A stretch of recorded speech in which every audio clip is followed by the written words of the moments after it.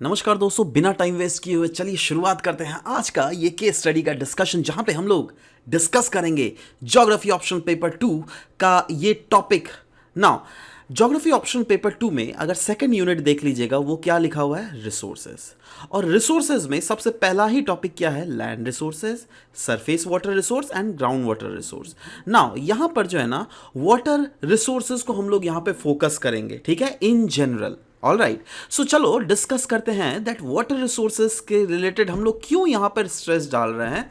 क्योंकि अगर past year में ज्योग्राफी ऑप्शनल में यूपीएससी का पास्ट ईयर का क्वेश्चंस देख लीजिएगा, क्लियरली यू कैन सी 1997 का बात हो, 2007, 2010 या फिर 2017, या फिर ऐसे बहुत सारे डिफरेंट अदर टॉपिक्स भी हैं जिसमें वाटर के रिलेटेड इश्यूज जो है डायरेक्टली पूछे गए हैं। वाटर एक काफी ज्यादा स्कार्स रिसोर्स है ना, और इस रिसोर्सेज के कंजर्वेशन एंड यूटिलिटी ले लीजिए, या फिर बोला गया है दैट वाटर रिसोर्सेज का यूटिलाइजेशन कैसे फूड प्रोडक्शन या फिर फूड सिक्योरिटी से हमारा फायदा हो सकता है देश का, या फिर फ्रेश वाटर क्राइसिस के बारे में ओवरऑल इसमें बोला गया इंडिया के पर्सपेक्टिव में। ना हम लोग सिर्फ यहां पर जो केस स्टडी या फिर एग्जांपल्स डिस्कस करेंगे, that will not only be from Indian perspective but also from the perspective of the world, right. So ये तो एक जनरल एस्पेक्ट है ना। देखो, अब मैं ये बिल्कुल कभी भी क्लेम नहीं करता दैट जो भी मैं केस स्टडीज में पढ़ाऊंगा वो चीज आप लिखने से नंबर मिलेगा ही या फिर 100%, राइट। बट मैं ये बोल रहा हूं दैट बहुत समय क्या होता है ना, दैट हम लोग पूरा आंसर लिखते जरूर है और उसके फोर्डर पॉइंट्स में काफी ज्यादा ये इंपॉर्टेंट हो सकता है। जैसे देखो, मुद्दा क्या है, यूनाइटेड नेशन ने हाईलाइट किया था दैट बाई 2050 पूरे दुनिया में रफली अराउंड 4.8 से लेकर 5.7 बिलियन पर्सन्स जो है ना, they might suffer water shortage. मतलब समझ रहे हो कितने लोग वाटर शॉर्टेज फेस करने वाले हैं, ये एक्सट्रीम लेवल। इनफैक्ट मैं तो कहीं पे आर्टिकल ये पढ़ रहा था जहां पे लिखा हुआ था 2030 तक क्या हो जाएगा ना, जितना वाटर का डिमांड होगा ना, उससे सप्लाई बिल्कुल हाफ हो जाएगा। मतलब सोचो, सप्लाई जितना रहेगा डिमांड उससे दुगुना। Can you imagine this, right. तो यहां पे यही बोला गया है दैट क्या क्या रेंजेस ऑफ इश्यूज हैं जो क्या अफेक्ट करते हैं कोई भी रीजन में वाटर अवेलेबिलिटी। और ये जो इश्यूज है ना, ये मैक्रो लेवल वाले इश्यूज है, जैसे क्लाइमेट चेंज, जैसे पॉपुलेशन ग्रोथ, जैसे poor water management, over extraction of ground water, environmental degradation, या फिर पॉलिटिकल एंड इकोनॉमिक फैक्टर्स भी बहुत समय इन्वॉल्व होते हैं। तो चलो एक एक करके डिस्कस करते हैं। सबसे पहले हम लोग डिस्कस करेंगे क्लाइमेट चेंज। और क्लाइमेट चेंज को रिलेटेड अगर दुनिया में एक एग्जाम्पल बोलूं तो मैं यहां पे एग्जाम्पल ले सकता हूं मीना रीजन। आप लोगों ने ये शायद इंटरनेशनल रिलेशन में तो पढ़ा ही होगा। Meena stands for middle east and north Africa. Middle east and north Africa को मिलाकर बनता है मीना रीजन।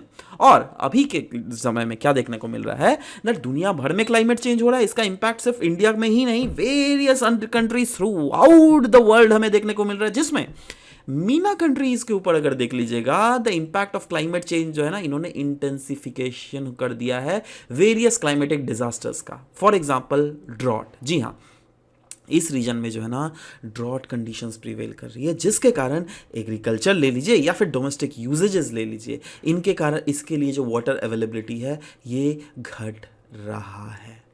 तो हुआ ना दैट क्लाइमेट चेंज कैसे इंपैक्ट कर रहा है कोई भी रीजन के वाटर अवेलेबिलिटी को। अब यहां पर तो स्पेसिफिकली नहीं बोला गया दैट सरफेस वाटर या फिर ग्राउंड वाटर, इन जनरल बोला गया ना, इसीलिए हम लोगों ने इसको लिया। चलो ये तो क्लाइमेट चेंज रिलेटेड। चलो दूसरा देख लेते हैं, पॉपुलेशन ग्रोथ। देखो आज वैसे वर्ल्ड पॉपुलेशन डे है जुलाई 11, but yes at the same time population growth कैसे दुनिया में वाटर अवेलेबिलिटी को घटा रहा है। देखो क्या बोला गया ना, यहाँ पे दुनिया में सबसे डेंस पॉपुलेटेड रीजन्स पता है कौन सा है?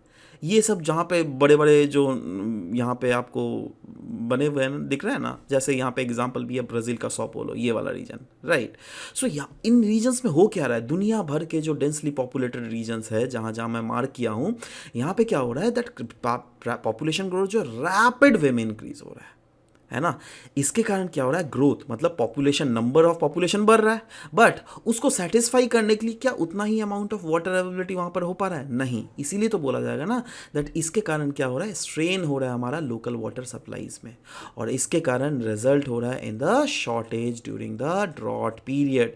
दैट इज ड्रॉट पीरियड के दौरान जो है हमें पानी की बहुत ही ज्यादा स्कैसिटी हो जाती है।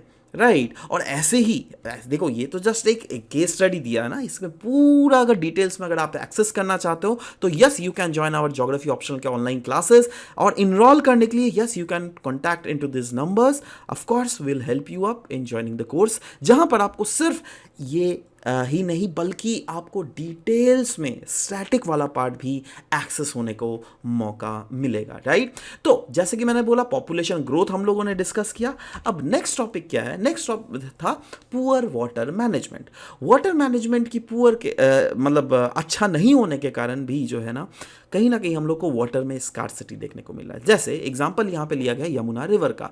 देखो ये जो डायग्राम बनाया गया ना, यहाँ पे यमुना रिवर देख रहे हैं आप कौन कौन से मेन स्टेट से गुजरते हैं, बट जब भी यमुना रिवर इन रीजन से गुजरता है ना तो वहाँ पे इंडस्ट्रीज से जो निकले हुए एफ्लुएंट्स वो उसमें रिलीज किया जाता है, एग्रीकल्चर से जो रन ऑफ वो रिलीज किया जाता है, लोग जो घर के सीवेजेस गार्बेजेस वो रिलीज करते हैं डायरेक्टली यमुना रिवर में, जिसके कारण वही बोला गया दैट पोल्यूशन बहुत ज़्यादा बढ़ गया है, जिसके कारण यमुना रिवर की जो यूजेबिलिटी है ना उसमें हमें कमी देखने को मिल रही है, not only in and around the region but also the surrounding areas. तो वही बोला गया मेजर रीजंस कौन सा है, इंडस्ट्रियल एंड डोमेस्टिक वेस्ट जो क्या रिलीज किए जा रहे हैं इस यमुना रिवर में, इसके कारण पूरा का पूरा यमुना को इन्होंने पोल्यूट करके रख दिया। आप खुद सोचो, अब इन्हीं रिवर से बहुत जने यमुना के आसपास जो भी रीजन खेती बाड़ी करते हैं वो लोग को पानी कहाँ से मिलता है, इस वाटर से ही मिलता होगा ना यार, है ना।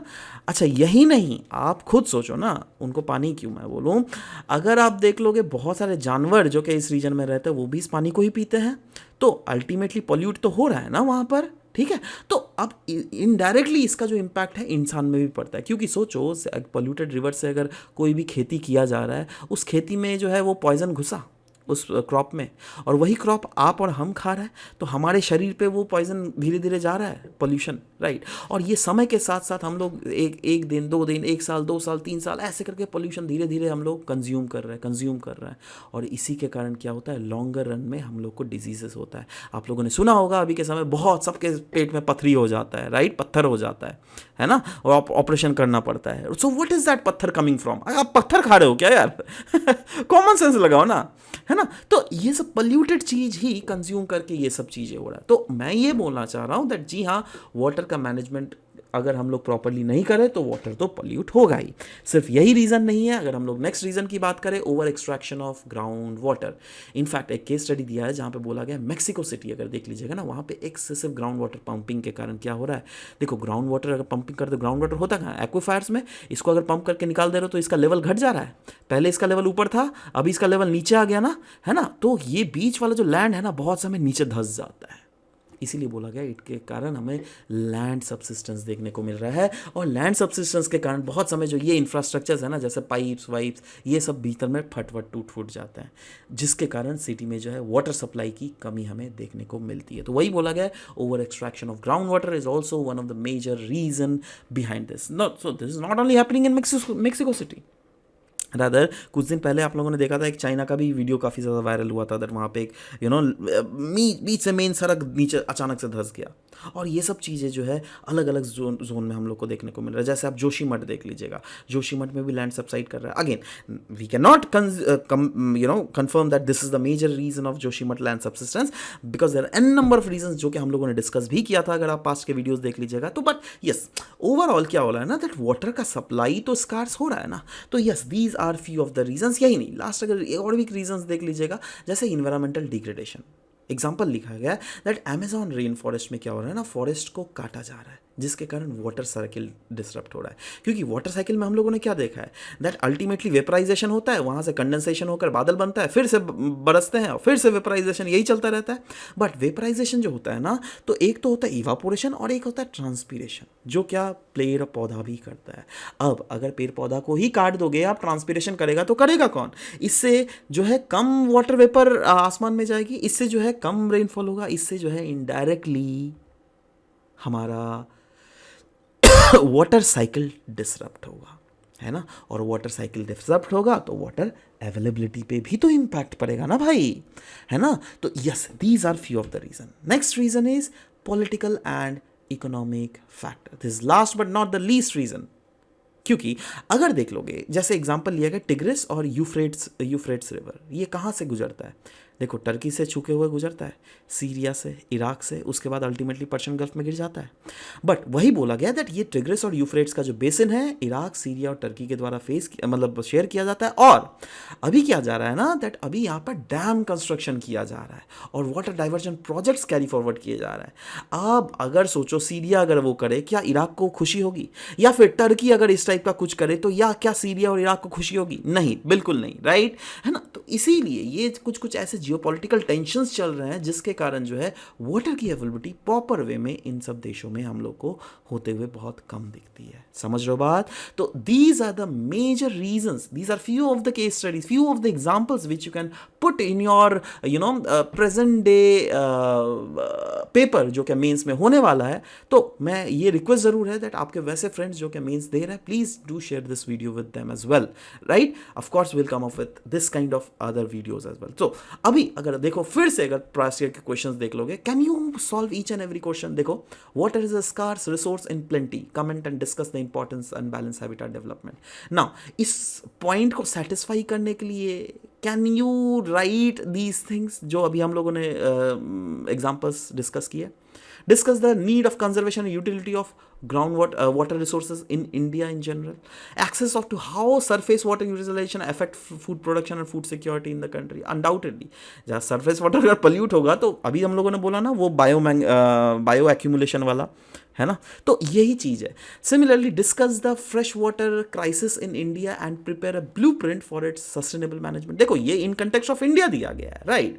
कोई बात नहीं, बट आप ये तो पेपर 1 का है ना, तो पेपर 1 में तो आप इंटरनेशनल एग्जांपल्स भी घुसा सकते हो, राइट। सो देखो ये सब जो भी हम लोग चीजें डिस्कस कर रहे हैं on the basis of past year के questions, right. So do follow us, of course this will help you up in preparing for your better for your mains examination, right? So this was all about the discussion, and yes, regarding our geography optional advanced module course which is running. So if you at all want to get enrolled, then yes, do contact in this number, will surely help you up in accessing to the classes, right? So this was all about the discussion that we had. Milte next session mein, bye bye, take care.